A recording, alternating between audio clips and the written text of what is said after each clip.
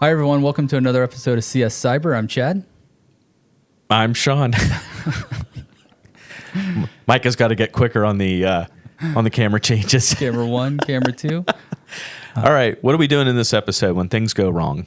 Yeah, so in this episode, we're continuing our Aqua Guardian series, all about water and wastewater and when things go wrong. Incident response basics, right? So what do you got for us? They're going to go wrong. We hope they don't go wrong. I'm just trying to figure out what's going on in the control room with Micah. You all right in there? All right. So incident response, right? So something is going wrong in your control system environment. You may not know what it is right away, but there are basically 5 key phases of incident response. And before we get started, I do want to point out that there is a difference between an incident and a breach, right? So do you want to talk about that real quick? Because there are legal ramifications to this. Go into it. I mean, yeah. So in the beginnings, it's very important to just classify everything as an incident. Do not utter the words breach. That is a legal term that is used to point something specifically out legally. So everything that we're going to talk about today is going to be an incident until it's actually deemed a breach, which is done later on. So the more serious thing is, what are the key 5 phases to an incident? How do we walk through this? We got identify, contain, eradicate, recover, and report. Right, and those are all the 5 key components of the National Cybersecurity Framework. And so we'll start with identify, right? That's the if you see something, say something. So something's gone wrong.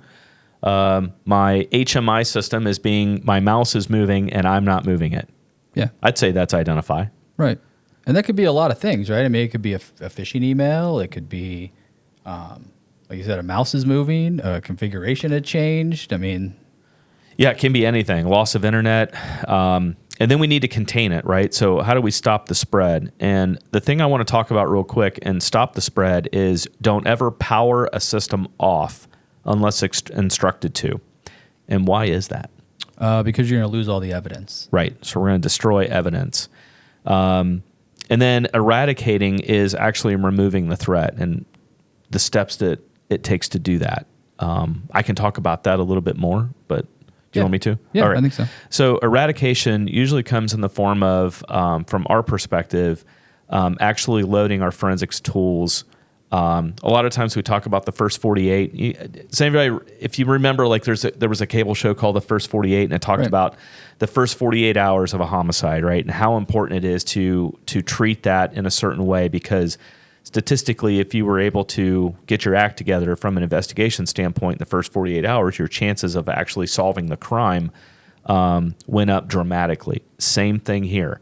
So within 48 hours, if we're able to load our endpoint detection, response, and forensics tools, one of the first things that we want to find is persistence. And what is persistence? Persistence is a lot of these threat actors get access to these control system environments, and they root themselves in deeper in these systems so that when you're rebooting, trying to eradicate the system, on reboot, the threat actor just comes right back again. Right. So it's very important to remove the threat. And then how do we recover? Well, going back to eradicate, right? I mean, we've seen situations where people have thought they thought they contained it. Oh, right? Yeah. And then they thought they eradicated it, and then they may have done like reboots or restored, just to immediately get breached. Reinfected again. Yeah, something again. Yeah. Yeah. Very good point, Chad. Big danger out there. Please do not just restore from backup. You can do that. However, what is the most important thing that you need to know when restoring from a backup? If you've been hit with ransomware and you've got good backups and you want to restore, what question do you need answered? The date. Like you need to know. What do you restore to? Right? So if they've been in your environment for 3 weeks, you're going to need to go back. But 3 weeks. But the only way to get the date is to actually have the forensics done. So that's why it's so important to have that. Right. Sorry. No, that's fine. And then, recovering and restoring systems, we kind of tackled that a little bit, right? So making sure that you've got good backups, immutable backups. What else do you talk about when you're talking to clients about backups? That you've tested the backups. Yeah, please. I mean, if it's... a lot of people will test files, right? Yes, that's what I was going to say. And that's good. Like, yeah, you're your drive works, like the process works, right? But a lot of people don't test, and this is hard to do. I mean, granted, this is hard. Like they don't test bare metal restores. That's where it goes wrong. Yeah, I mean, which is fine if your process is going to be like, hey, we're going to load VMware, we're going to like deploy our VMs, like whatever your backup methodology is, just make sure you test it. Yeah. To where really where you feel comfortable, because that's important. It's really important. That's extremely important. And then from a reporting perspective, that we're telling the right people. And what does that mean exactly?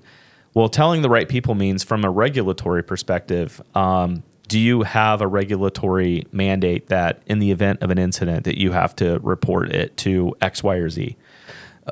So definitely making sure that you've handled that, that you've involved federal authorities. If you've had money wired out of your bank account, if it's within 72 hours, you should be contacting the U.S. Secret Service because they may be able to get that money back for you. So that's what report means, telling the right people. And all those people should be listed in your incident response plan with emails, names, and phone numbers. Right. So. Absolutely. All right. So, and we'll just leave you with one last piece of advice, and that's your response plan matters. So actually having a plan and writing it down and practice it like it's a fire drill. Yeah. I mean, we're having a tabletop exercise today. Yeah, we are. We have those monthly. So, I think when people think of, tabletop exercises and practicing these things, they think of them in like big, like formal settings. Yeah, they're not. Like they can be. They can be, right? And they should be, but you can practice these like very just throughout the day. Like, you know what I mean? Like Correct. It's not like absolutely. It has to be this big thing. All right, so next time we're going to talk about what kind of tools do you need to help you spot trouble early.